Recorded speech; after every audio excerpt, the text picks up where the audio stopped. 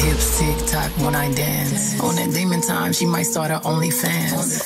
Big B and that B stand for bands. If you wanna see some real ass, baby, here's your chance. I say left cheek, right cheek, drop it low this swing. Texas up in this thing, put you up on this game. I be parking my frame, gang, gang, gang, gang. If you don't jump to put jeans on, baby, you don't feel my pain. Hello guys and girls, welcome to Jazzy J. This is going to be a different kind of video. I'm filming this on Friday the 28th of May at 8:37. I'm not going to post this most likely until sometime in June. So I wanted to speak in this video today about what I believe people believe about me. Now, a lot of people that I've gone to school with, people that I've worked with, people that I've gone to do some learning things, some course with, anyone I've sort of shared a space with for longer than a couple of days have formed their own opinions on me, and not all of them are good. Whilst that doesn't necessarily affect me, it does kind of affect me in a way.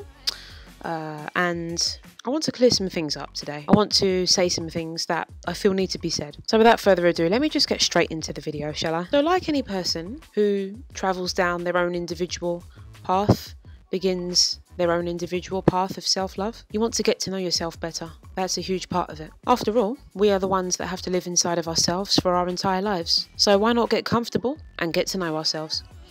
And one way that we can get to know ourselves, one way of many, is through what others say we are like. Now let me elaborate. If one person has an opinion, I would dismiss that generally. But if more and more and more and more people are starting to say the same thing about you, that's when you have to look at yourself. Shadow work is another great thing. Any things that we have about ourselves that we feel are bad or wrong, or parts of ourselves that we can't accept, that usually goes back to our childhood. That's part of our shadow, and that tends to form our negative habits, or we have negative habits to cover up these things about ourselves that we can't deal with or accept, or so on. It's kind of complicated. I can do a video on shadow work anyway. There's tons.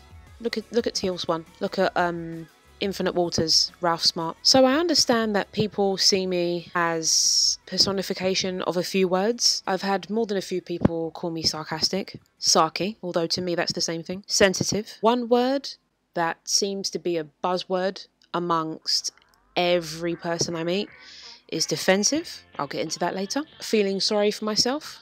Something often thrown at people who have suffered abuse as a form of gaslighting, and people who face depression especially. Outspoken, although people would say that I am sometimes insensitive. I'd argue the opposite though. And aggressive. Aggressive is a word that's come up about 3-4 times from 3-4 different people. So today I'm going to be trying my very best to explain my personality. This will be a long video, you've been warned. And just to explain why I am the way I am about certain things and why I do the things I do. So I understand that some people see me as sarcastic, and way more sarcastic than what I actually am. Take this for an example. I did a video on why I lost my job at Nando's. I made a few points, all were genuine. I was telling the truth throughout the whole video, and I was accused of being sarcastic when I said something about Nando's is never going to find somebody who, like, they're never going to find another woman who can carry as much cutlery as I could and get things done as quick as I could. Yeah, probably true. Especially for one person, I could do a lot. Anyway, let's move on because that's in the past. But yeah, so that one point was taken as being sarcastic. To me, sarcasm is when you say the opposite of what you mean, no? But this was taken as me being sarcastic. I want to say the reason I did that video, how I lost my job at Nando's and what it's like working at Nando's, was because my channel wasn't really getting much watch time. I wasn't getting many views, comments, likes, shares. That video that I did in 2019, back in February, that video was the most viewed video once I got fired on my channel in the year 2019. When I did the video, how I lost my job at Nando's, that was the second most viewed video in 2019. Even going into 2020, people were still watching it. This year, I still get comments on that video. That video did the purpose that it served. It got me more views. It got me more likes. It got me more subscribers. It got me the things I wanted. The only thing I didn't want is not being aware of some stupid rule within my first ever full-time job, which resulted in me getting fired because I didn't know this rule about no posting on social media. Imagine finding a job that matches your sleeping patterns and is highly flexible, with a majority of actual nice managers, and you actually like your colleagues, and they fire you over one video That wasn't even that bad. I mean, at the end of the day, I don't want to work for a company with no fucking backbone anyway. If you're that sensitive to one person's criticism, that's absolutely pathetic. I'm sorry. You know, I didn't know that I would be able to go to anybody who then wouldn't share the information around the whole restaurant. So I took out my frustrations in my YouTube video, what it's like working at Nando's, how I lost my job at Nando's. So imagine doing that and you're being told you're sarcastic, you're being told you're rude, you're being told you're aggressive, all these words. On what planet, Tabitha? On what planet? Anyway, also when I am perhaps saying something to someone and I'm pissed off, or in retaliation to something that they have said to me, they call me sarcastic. About 3 strangers, from what I recall, have, under my YouTube videos, called me sarcastic. Strangers don't lie. Most of them don't. Especially men online, especially. They're very brutal with their opinions. I've had family members call me sarcastic. Sarcastic is not really an insult, but what I'm trying to get at is there is a constant lack of communication with almost everyone in my life. I'm not complaining. I don't want sympathy. I'm just pointing that out. I'm genuine in what I say, and people are receiving it as sarcasm. I've been told it's my tone of voice I need to work on. I'm still working on that. Now, I also get the impression that people find me selfish. My ex-girlfriend called me selfish because I didn't want to share a normal-sized Galaxy bar with her.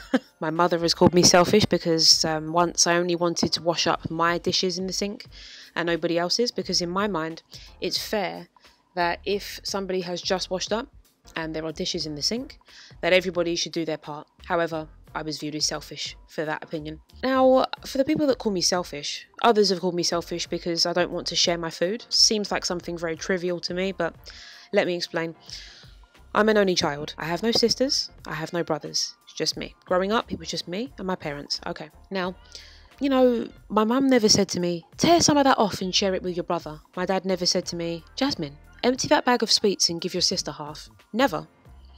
So where is the lack of understanding about me not desperately wanting to share everything coming from? I'd ask that to the people who consider me selfish. Not to say that I don't share. I will share when I want to share, or I'm in the mood to share. That's simply how I am. That's not going to change. Don't most people share only when they feel like it or are in the mood for it? Isn't that the case? If I share with someone when I don't want to share, I'm not being true to myself. I'm not being genuine. That doesn't seem like a good characteristic of a human being. To be doing something when you don't feel like it, or when you can't be asked, or doing something even though you don't want to do it, in the sense of sharing. You know, if it comes to saving somebody's life, I think you should do it even if you don't want to, but why would you not want to save someone's life? Anyway, bad analogy. But if I was to share with someone and I wasn't in the mood to share, I would be being disingenuine, if that's even a word, to myself, right? Next is that a lot of people comment on how serious I am in my pictures. I've had friends, acquaintances. First off, my teeth stick out like the front of one of those old-fashioned trains, like the bristles on a broom. I don't always want to smile. Look at my teeth. I'll turn to the side for you. Do you see why I don't want to smile? I have an overbite. My teeth stick out. So I don't always want to smile because I feel it ruins the picture, or that I'm not in the mood to smile. And personally, I take pictures so that I can look at them and feel confident and go, yeah, that's me. I look hot in that picture, and then feel better about myself. I know there are people out there who take pictures because they are trying to impress somebody else. Maybe I do that a little bit when I'm in relationships, but overall, the final person that approves the photos that I post is myself. I have to be happy with what I post on social media. And that's all that matters. If someone's offended, fuck you. I don't care. I honestly couldn't give a shit. Okay. Second of all, there is no way that I feel that I could look sexy, feel powerful, confident, and seductive in one photo and smile. It's just not possible. So the next is, why am I so defensive? Oh my goodness. My mother, 2 of my now in the past close friends, my ex-girlfriend, lots of people seem to rub their fucking pussies and wank off their fucking dicks to the thought of calling me defensive. So let me explain. Let me explain why that is not the case, or why that is the case for you today. Okay, the reason in which the individual before you me, is defensive is the same reason why riot police have shields. The same reason why bulletproof vests exist. The same reason why self-defense exists, self-defense classes, the reason why people learn self-defense, the reason why people have pepper spray in countries where it's legal, unlike this one. Thanks, Boris. Thanks for being a knob. Anyway, to protect myself. So people that say, why am I so defensive? It's to protect myself. That should be obvious. But people say to me, oh God, you're so defensive. You're so defensive.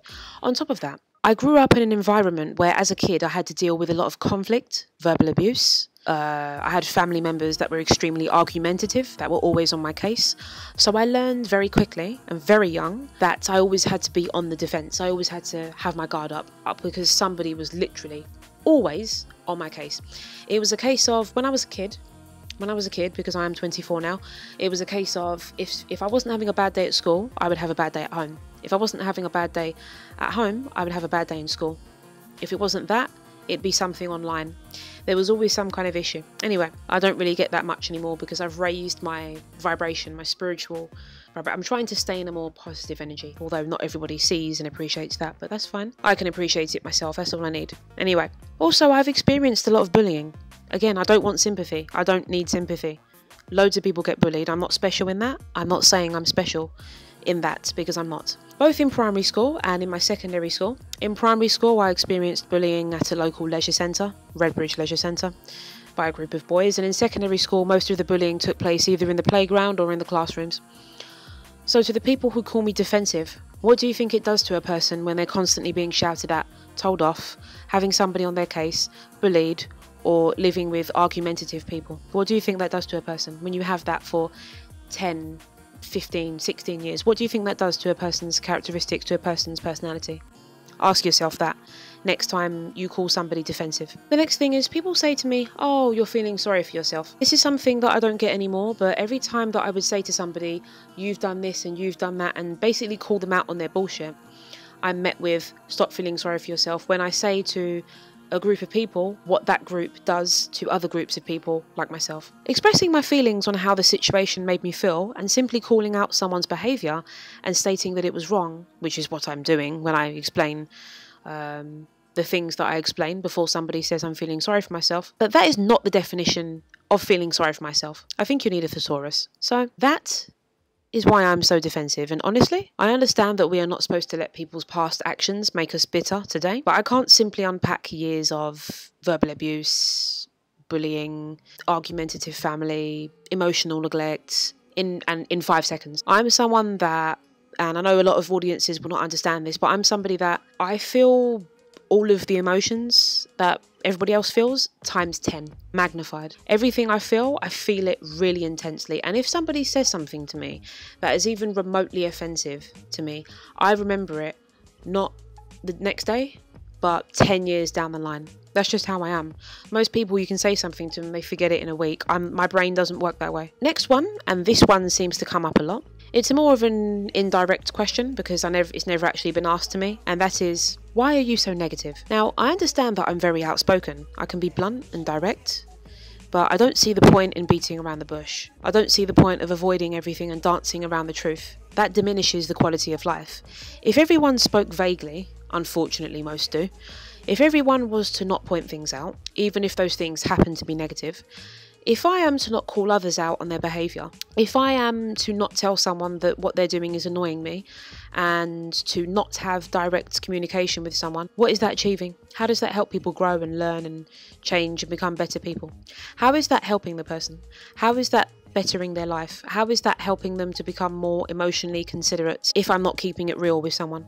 Is it not better to just be direct and honest? Are those not the same morals and values that most of us were raised to have? How will we improve if we don't do the things I've just mentioned, like as a species? Because there's many people that have very disgusting personality traits and behaviours. They're very avoidant. You do something shitty, they wait until you've done it 10 times to tell you that they don't like it and to knock it off, rather than telling you the first time and calling you out on it so it doesn't happen again. A lot of people allow people to mistreat them for a very long time without saying anything, or not speaking up when they should, not saying, actually that's annoying, I'd rather you didn't do that. You know? Everyone deserves to hear the truth, even if it's painful or unwanted, yet we all consider it a virtue. Everyone deserves to be called out on their behaviour to improve, change and better themselves. Everyone deserves to see their mistakes before them. admit they were in the wrong, own those mistakes, let go of any guilt, and move on, and then become a better person. So to anyone who incorrectly identifies me as negative, and let me just say there are about 5 or 6 people who think I'm negative, I say the things I say to people from a place of love, from a place of compassion, from a place of me wanting them to be the best versions of themselves. I like to force people to look at the things that they are ignoring and pushing away and hiding and running from. Why not look your problems in the face and deal with them? Look what happens when people have problems and they don't deal with them. They turn to cocaine, they turn to heroin, they turn to meth, they turn to crack, they turn to weed, they turn to drinking and smoking until they're passed out, they turn to abuse. That's what happens to people who have problems and don't deal with them. I don't want my friends to be like that. I'll always call my friends out on their bullshit and keep it real with them, always, even if they don't want me to. That's my nature, naturally, and that's not changing. I like to repeat the things I say, especially if it's advice or me cautioning someone on the way they're behaving in the friendship and whether or not I find it acceptable behaviour or not, because it's from a place of love. And every time I try to be caring towards someone, not every time, but most times, I get accused of being negative or annoying, and then those same people won't message me for a few days, or a week, or a month, or longer, or maybe never. And then I lose them as a friend because they don't understand this trait that I have, which is actually a very, very fantastic trait, and you won't find it in many people. So to round off this video, when I'm being genuine about what I'm talking about or annoyed, I'm apparently sarcastic. I'm selfish because I never grew up with siblings. That's what it boils down to. If you're confused about what I mean by that, you need to rewatch this video. I'm too serious in my pictures when being serious in pictures is what makes me feel sexy, seductive and confident, as well as powerful. And all in one, smiling in every picture I take does not make me feel the same way. And I'm negative because I don't run away from things. I don't let things slide. I want to resolve things. I tell the truth to my friends, even if the truth is painful, and basically because I want people to improve and can sometimes be a bit forceful with that, I'm somehow negative. Additionally, I would like to say that I'm not aggressive. I am passionate. I'm easily irritated, sure, but once you learn what doesn't annoy me and you start remembering, oh yeah, Jasmine doesn't like this, let me be a decent person and stop doing these things Jasmine doesn't like so I can see the good side of her, then you'd see that I'm not aggressive.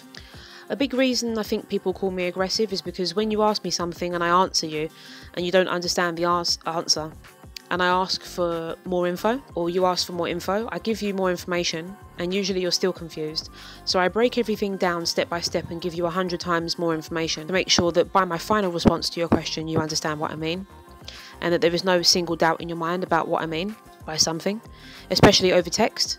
This is where people stop messaging me altogether or don't message me for a while. Then I think I've lost them or they've stopped replying, and that's when I push them away or try and get rid of them before they get rid of me. Also, if you think I'm aggressive, then it's simple. You don't like direct, intelligent, quick thinking, solution oriented, blunt and truthful women like myself.